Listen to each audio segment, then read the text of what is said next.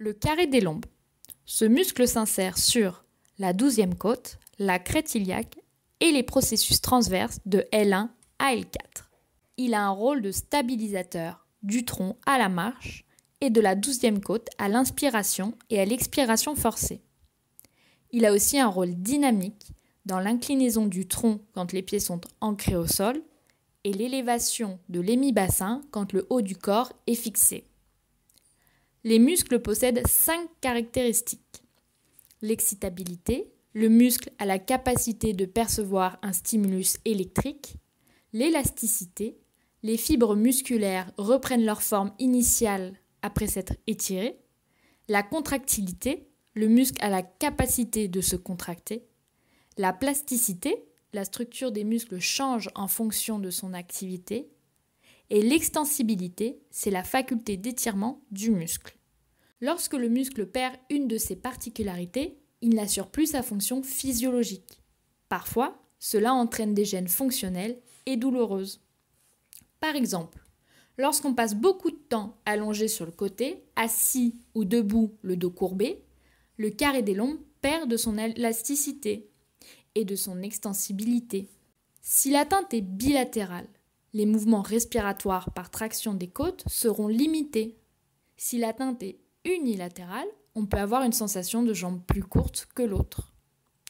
On peut aussi avoir des douleurs projetées au niveau de la sacro-iliaque, de la partie basse de la fesse ou du grand trochanter.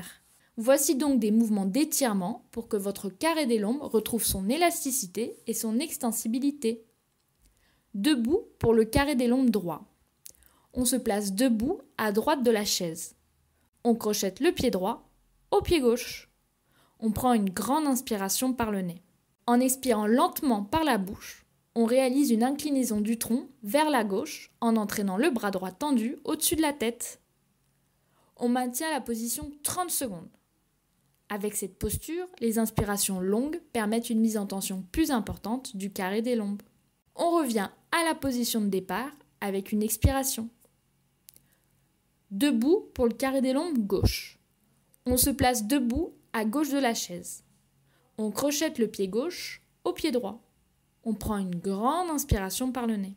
En expirant lentement par la bouche, on réalise une inclinaison du tronc vers la droite en entraînant le bras gauche tendu au-dessus de la tête. On maintient la position 30 secondes.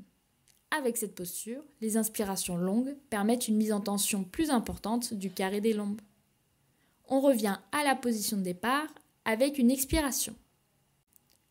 Pour les personnes dont la position debout est contre-indiquée ou inconfortable, l'exercice est réalisable assis.